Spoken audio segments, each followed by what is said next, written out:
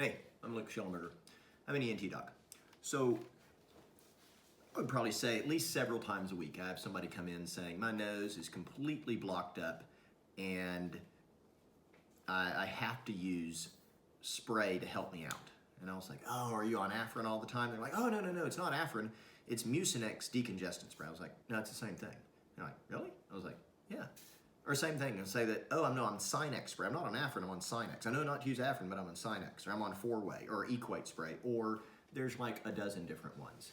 And so basically, there's only a few different kind of sprays.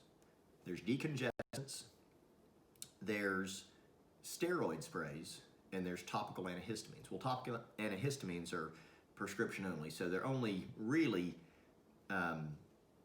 those two have medicine. Now, granted, there's saline spray, and so when you're going to the store, you really have to kind of pay attention to what it is you're looking at.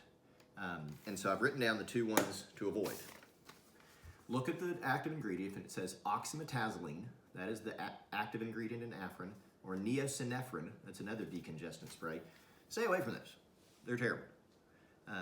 They certainly do decongest the nose. They squeeze blood vessels very tightly, but when used, even as often as like 2 or 3 days in a row, they have this rebound effect where they'll decongest and squeeze those blood vessels and cut off, reduce congestion in the nose, but then after an hour or 2 or 3 or 4, they open up more widely than they decongest. And so basically it has this rebound effect where it decongests the nose, but it then actually causes more congestion on the rebound.